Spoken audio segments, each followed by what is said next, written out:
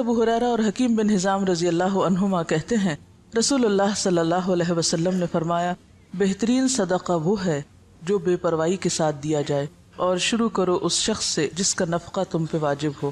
رواہ البخاری، اسے بخاری نے روایت کیا، اور رواہ مسلم، اور اسے مسلم نے روایت کیا۔ یعنی جب تم صدقہ کرو تو سب کچھ نہ دے ڈالو بلکہ اپنے لیے بھی کچھ باقی رکھو۔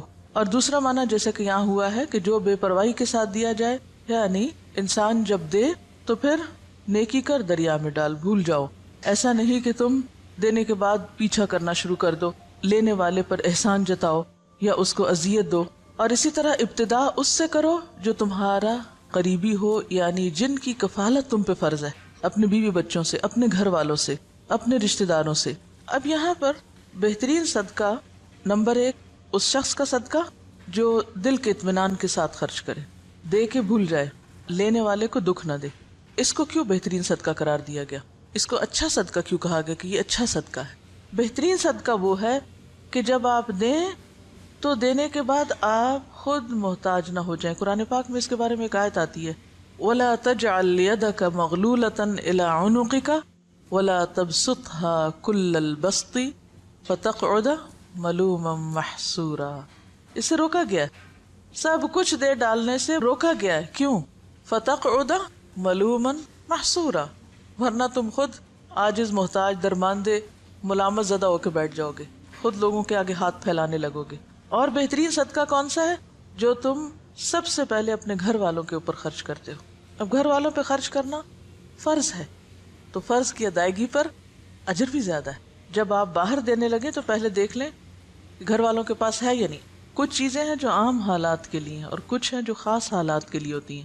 ہر حکم کے اندر استثنائی صورتیں موجود ہوتی ہیں۔ جیسے غزوہ تبوک کے موقع پر حضرت ابوبکر نے جب سب کچھ دیا تو وہ ایک ایمرجنسی کی کیفیت تھی۔ اس وقت دین کے جغرافیائی سرحدیں جو ہیں ان کی حفاظت بھی مقصود تھی۔ اگر اس وقت مال خرچ نہ کیا جاتا اور بیوی بچوں اور گھر کو دیکھا جاتا تو پھر اگر دین ہی باقی نہ رہتا تو باقی کیا باقی رہتا؟ تو ایک بڑی ضرورت آ گئی سامنے۔ اور بعض اوقات میں بھی بھوکا، دوسرا بھی بھوکا، لیکن دوسرے کی بھوک میری بھوک سے زیادہ ہے، دو ضرورتیں سامنے آ گئی، تو پھر کیا دیکھا جائے گا؟ کس کی ضرورت زیادہ ہے؟ تو وہاں خرچ کیا جائے گا۔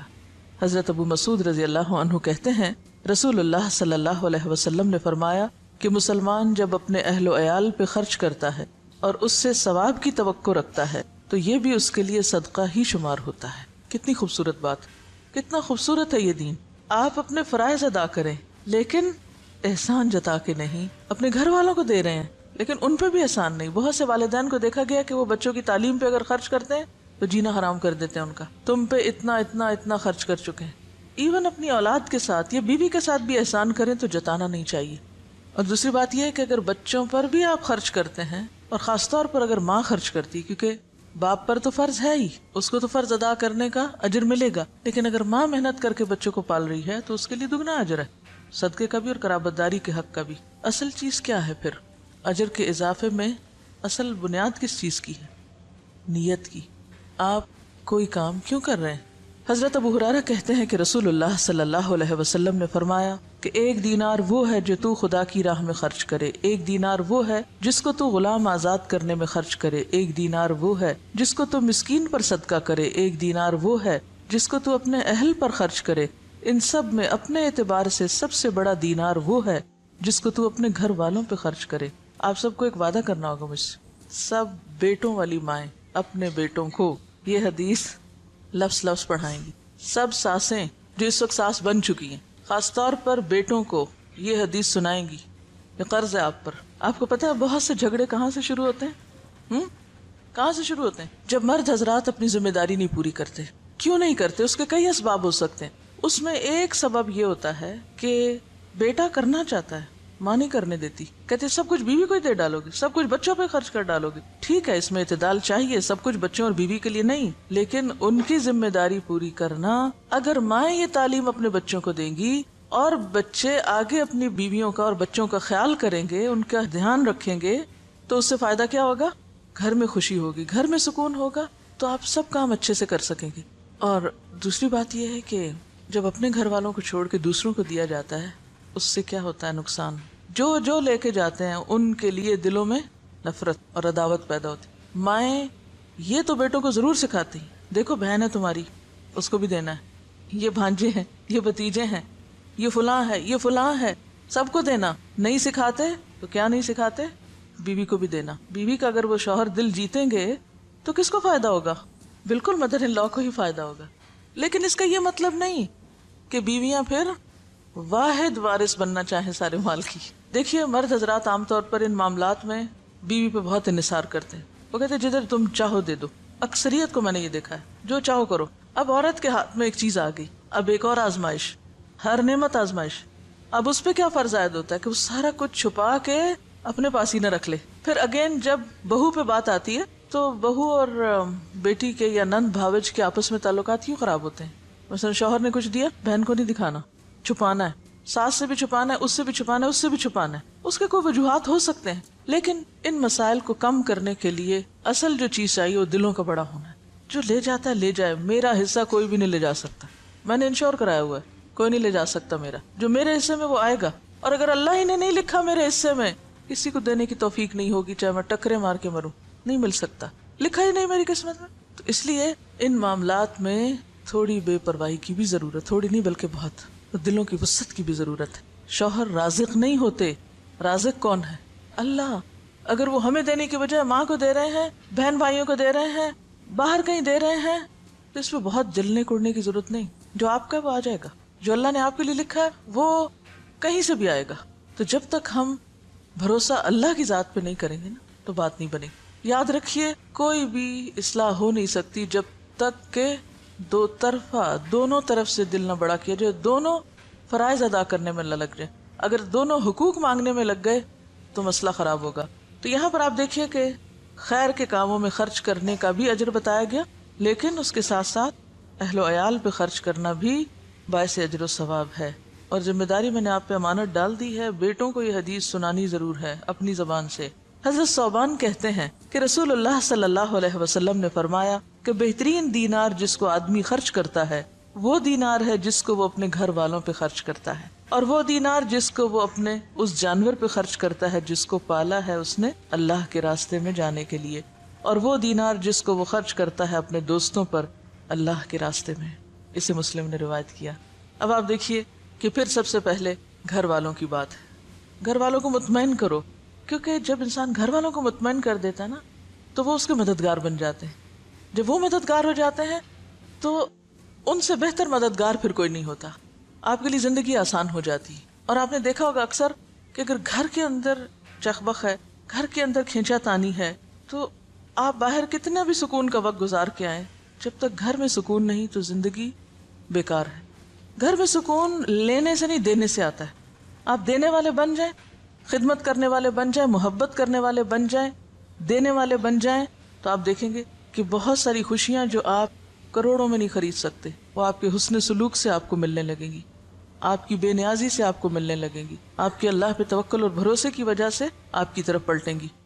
تو یہاں پر آپ دیکھیے کہ سب سے افضل دینار گھر والوں پہ خرچ کرنا. آپ نے گھر والوں کو کھلا دیا، پلا دیا، ضرورت کی چیزیں دے دی، پوری کر دی، وہ مطمئن ہے.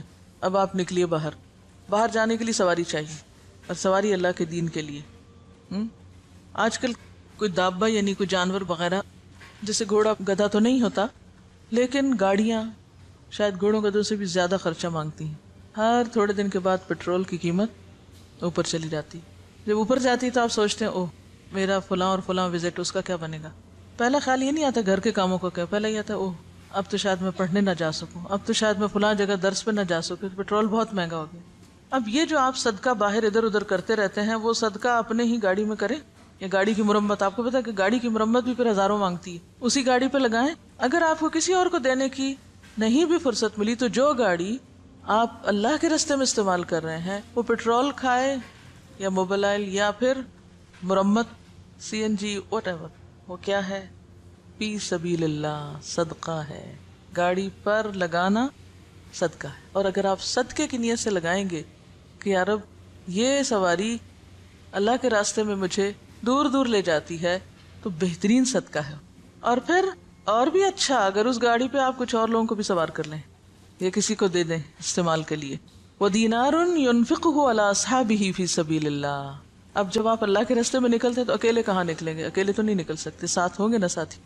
جب ساتھی ساتھ ہوں گے، کسی کو کھانا چاہیے، کسی کو سواری چاہیے، کسی کو کتاب چاہیے، کسی کو کچھ چاہیے. پہلے گھر والوں کو مطمئن کیا، پھر راستے کا انتظام کیا، پھر جہاں گئے وہاں جو آپ کے ساتھی ہیں ان کی ضروریات کا خیال رکھا. بہترین صدقہ. آپ کو حدیث یاد ہے جس میں آتا ہے کہ بندوں کی محبت اگر چاہیے تو کیا کرو؟ جو کچھ بندوں کے ہاتھ میں ہے اس سے بے نیاز ہو جاؤ. بندے تم سے محبت کرنے لگیں گے، اور جب تک تم بندوں کے ہاتھ کی چیز کے پیچھے پڑے رہو گے محبت نہیں ملے گی ان سے. اور ونس وہ محبت کرنے لگ جائیں تو پھر آپ دیکھیں ان سے آپ کچھ بھی کروا سکتے ہیں، پھر مشکل نہیں ہوگا. ہم گھر والوں سے کھینچا تانی جب رکھتے ہیں تو نتیجتاً نہ وہ ہماری مانتے نہ ہم ان کی مانتے ہیں. تو گھروں کی کشمکش دور کرنا ضروری ہے، اور اس کے لیے مال اہم کردار ادا کرتا ہے. جو دینے والے نہیں ان کو دے کر سکھائیں. بعض لوگوں کو دینا آتا ہی نہیں، سیکھا ہی نہیں، بچپن سے ہی بخل پہ ٹریننگ ہے. اور سب سے بڑی بات ہی نا کہ اگر ماں باپ صرف یہ چند حدیثیں بھی بچوں کو سکھا دیں، بچپن میں ہی ذہن میں ڈال دیں، تو آپ دیکھیں گے کہ بڑے ہو کر وہ دل اتنے تنگ نہیں رہیں گے. اور جو ماں باپ ہی یہ سکھائیں کہ نہیں بس جمع کرو، اکٹھے کرو، بچاؤ، کسی کو دینے کی ضرورت نہیں، پہلے اپنا آپ دیکھو، کیونکہ عموماً تو ٹریننگ اسی ڈھنگ پہ ہوتی ہے نا، تو پھر بڑے ہو کر عادت ہی نہیں ہوتی دینے کی. لہٰذا گھروں کے اندر ایک مسلسل جنگ کی کیفیت رہتی، رونا دھونا باقی رہتا ہے. عملی طور پر بچوں کے ہاتھ سے دلوانا شروع کریں، بہن بھائیوں کو دلوائیں، کیونکہ عام طور پر فقیر کو پھر بھی دے دیتے ہیں بچے، لیکن بہن بھائی کو چیز نہیں دیں گے. تو بہن بھائیوں میں شیئرنگ کی عادت ڈالیں، یہ چیز تمہارے لیے اور یہ چیز سب کے لیے. ہمارے والد جب کوئی چیز گھر میں لاتے تو بچوں سے کہتے سب کو تقسیم کرو، کوئی ڈرائی فروٹ ہو، کچھ بھی، تو کہتے اچھا آج فلاں تم ادھر آؤ، سب کو دو. اس سے دینے کی عادت پڑتی اور اپنوں کو دینے کی عادت پڑتی، ورنہ انسان اپنوں کو دینے میں بعض اوقات زیادہ بخیل ہوتا ہے. دسترخوان سے یہ ٹریننگ شروع کی جائے. ہمارے والد ہمیں کہتے تھے کہ عید تمہیں رمضان میں مل جائے گی، کیونکہ رمضان میں ثواب زیادہ ہوتا ہے، تو میں تم لوگوں کو عید رمضان میں دینا چاہتا ہوں. ہمیں ہمیشہ عید ایک دن پہلے مل جاتی تھی، 2 دن پہلے. جب مل جاتی تھی تو پھر کہتے تھے اب تم اللہ کے راستے میں نہیں دو گے، پھر ہم ہی سے نکلواتے تھے. تو اس وقت تو دل بہت تھوڑا ہوتا تھا کہ یہ کیا مشکل ہے. تو یہ ہے کہ یعنی گھر میں کوئی ایسی چیز رکھ لیں جس میں ڈالتے جائیں بچے، کوائنز ڈالنے کا، کوئی برتن، کوئی پاٹ، کوئی اینی تھنگ. اور پھر جب وہ بھر جائے تو پھر جا کے خود اپنے ہاتھ سے خرچ کریں، یعنی اللہ کے راستے میں دیں، جہاں بھی دلوانا ہو آپ کو.